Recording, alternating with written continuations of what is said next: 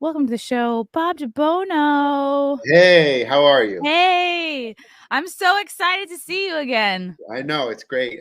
Thanks for having me on. I'm so glad you can do it. The last time I saw you, I was doing a show of yours in Jersey at Scotty's Comedy Cove, which is a room I really love, and it's really great for comedy because the Yeah. ceilings are so low.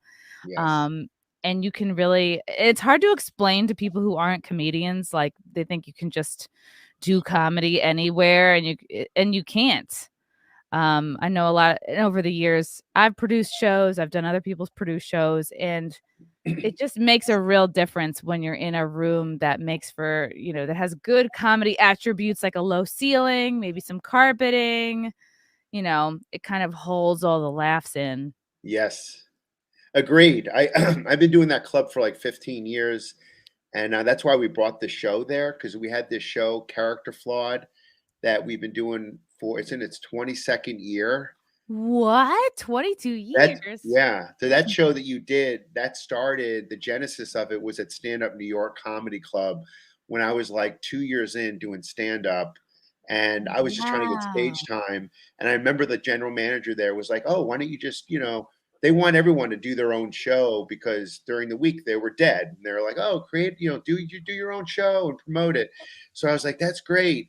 And then like the first show, I remember putting on all the comedians that I loved, like Rich Voss and Norton and David Tell and I don't know, whoever it was, just like the hot, Ted Alexandro. And these were all the comedians I looked up to.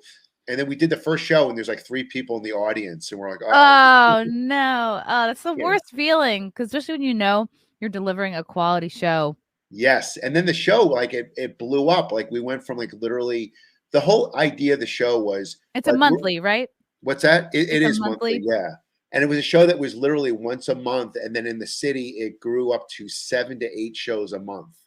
And Whoa. Dangerfields was the residency of it until COVID, and then it shut down. And so we decided to move it to Jersey. We do it once a month now, but we're building it um, to see how many more shows we can do. And I'm not always there; like I'm on the road a lot.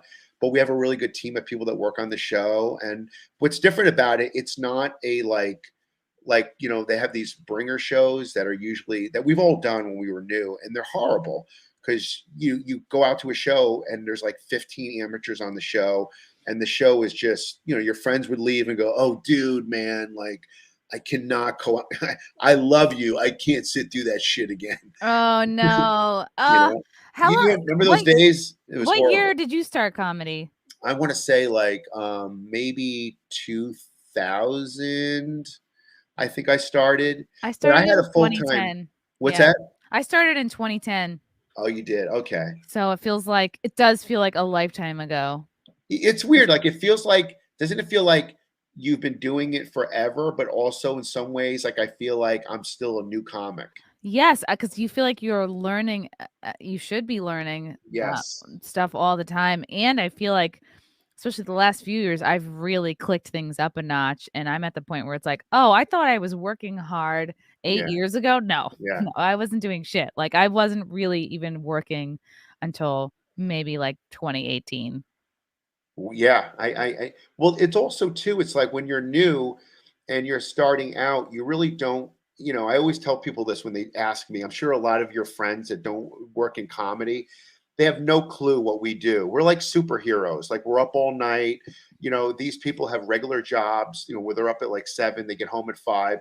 They don't even understand the world that we live in. I have friends that like, they're like, they don't even get it. Like, they're like, they talk to me like I'm a crack addict. They're like, dude, do you need a place to stay? Or, Yeah, because it's a very unhealthy lifestyle being a comedian. It's like it all happens at night.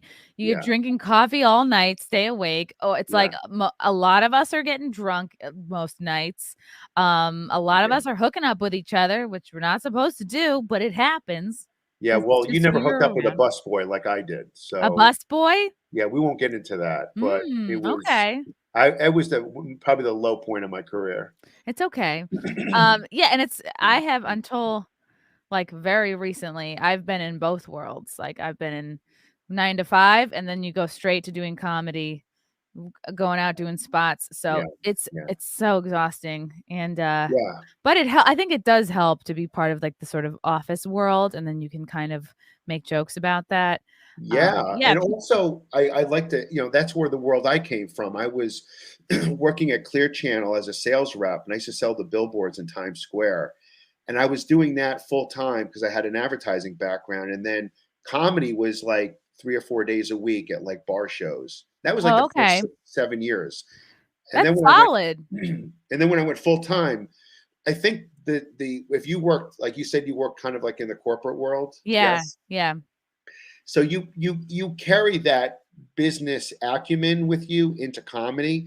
And I think that's why you're seeing such an uptick now in your career, because you know how to go, oh, I'm going to create a podcast, or I'm going to create a show, or I'm going to start selling merch. Like a lot of comedians, when they're new, or they just never learned it. They don't know how no to one tells you any of this stuff. They just say, get as much stage time as you can and find your voice. And then for years, you're like, what the fuck does find your voice mean? Right. I'm still looking for my voice. I think my voice is a young Hispanic boy. I think mine is like, like a 45-year-old spinster. That's what I'm working towards. That's going to be my vibe. Yeah. But nobody gives you like, unless you seek it out and you pay somebody and help, they have, I know like Joe DeVito helps people write jokes, but nobody's going to just offer help unless you get very lucky and someone takes a liking to you. Even like having a podcast, like no one, they're like, well, how do you do that? Like buying the equipment and setting everything up and learning how to become like a radio voice. Like that's all like, there's a lot of technique involved in that. Like everyone thinks they can do radio. Just like everyone thinks they can sing karaoke. And it's like, there's no school we go to. There's no classes. I suppose you can take classes, but comedy is kind of like, and that's what the world we live in. There is no direct path to success. It's kind of like we navigate our own path through, the shrubs, and we just have to create it. There is like in corporate, it's like, oh, I'm going to do this job. And then in 2 years I get promoted. Then I become a senior coordinator. And then after that, I'm a VP coordinator. Oh my God. I've never been promoted at any job I've ever been at. I think that maybe goes to show you like what was your job? Oh God, Bob, I've literally done everything from like be a lifeguard and a diving coach, which those jobs I loved, to my like the jobs I had during my like, I think I'm going to be in advertising. I like worked for the Elleron Murphy Group. They might not even be a company anymore. And I was an ad proofreader for the ads that would go, I think in the playbooks maybe. And, learning all about hot feet and cats and, like I couldn't care less, but I just thought, oh, I need a job in media. This is gonna be fun. But it was actually like the job of someone who had to be extremely detail oriented. But the first thing I did was like decorate my desk and like get a lot of flair and lights. And I brought my like Napoleon Dynamite doll on my desk. And then I just kept messing up, and I got fired like maybe 5 or 6 times. Like, and each time I would wait longer and longer before I broke down in tears. Like I would consider it achievement. Like, oh, this time I got fired, I didn't cry till I got to the elevator. Oh, this time I didn't cry till I got on the subway. But I learned an important lesson of like, never have more at your desk than you can take home like in one day. Right. Yeah. Well, as comedians, we're unique animals because we really don't. People always go, why did you become a comedian? And I go, because that's all that was left. Mm-hmm. It's like comedy finds us. We don't find it. No, it's like a disease. It's like getting AIDS. No, in fact, it's worse than AIDS because like, everyone knows what they have to do. I think most AIDS. People that have AIDS want to be comedians. Yeah. I mean, honestly. It's like you get bit with something. It's like the bug. I think comedy, people will be like, well, I'm funny. I could be a comedian. It's like, but real comedians don't want to just be funny. We have to be funny. It's one thing to be like, oh, I want to go out and I want to get laughs and I want to stand in front of an audience. But real comedians that have the bug, it's not that you want to do comedy. You have to do comedy. You have to. And that's why when you tell your friends and they're like, in the corporate world. Wait, you went out last night and you went to a dive bar for $25 to talk to a bunch of drunk people? Why would you do that? I mean, that's what I get, that narrative all the time. Oh yeah. And it's like, It's a tonight I'm real. going out. I'm sick. I'm going to Broadway tonight to do a spot because I have headlining dates coming up, and we have to constantly, You gotta work it out. fine tune what we do.